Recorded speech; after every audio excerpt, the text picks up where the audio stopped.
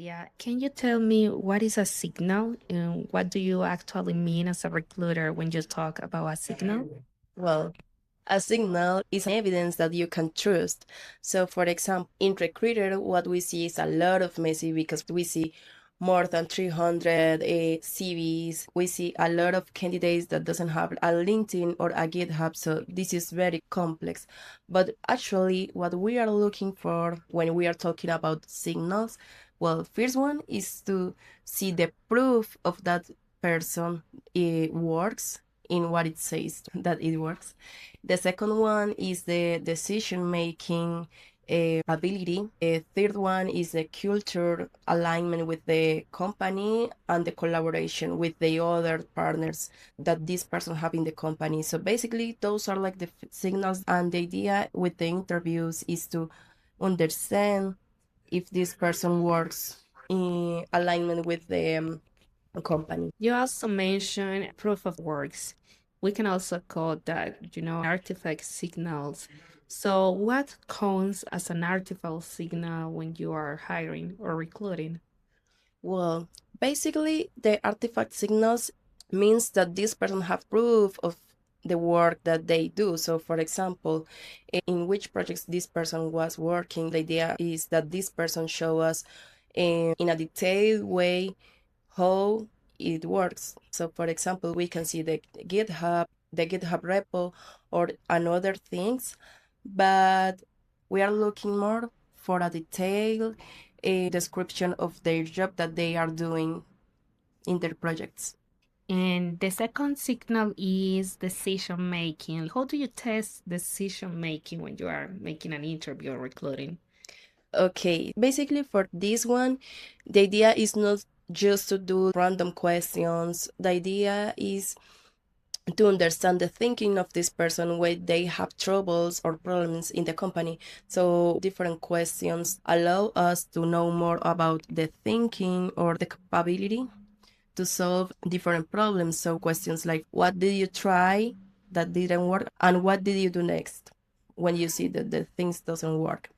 Um, what trade-off did you make between speed and quality?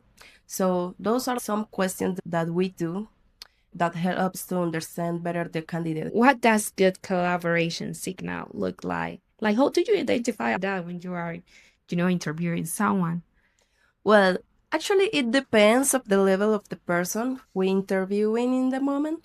So, for example, if it's a junior, we are looking for a person who knows how to communicate to the technical leaders.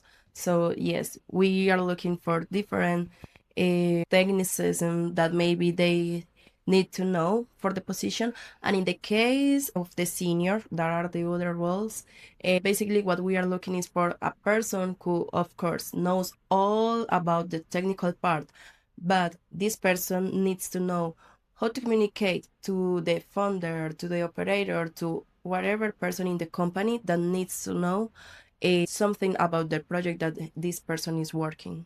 And finally, which are the biggest red flags that someone won't perform in a, for example, interview or a recruiting process? Well, one of the red flags that I see a lot is when the person use a lot of buzzwords.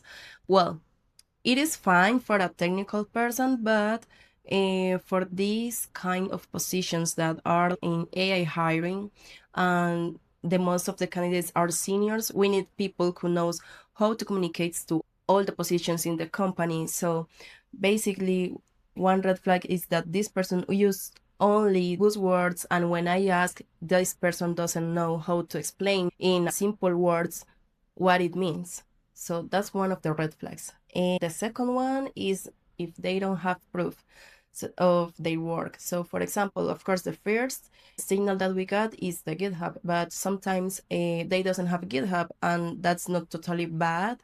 The idea is that this person explains their previous works in detail. So basically, I'm looking for that when I'm looking for proof. If they don't show me, or if they don't tell me how they work, that's like a red flag. And the other one is that everything sounds perfect. So that's basically impossible.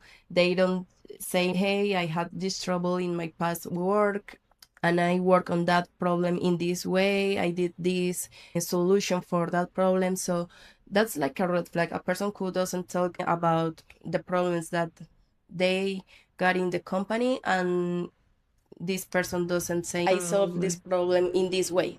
So yes, basically those are like my 3 red flags when I'm interviewing people for the AI role.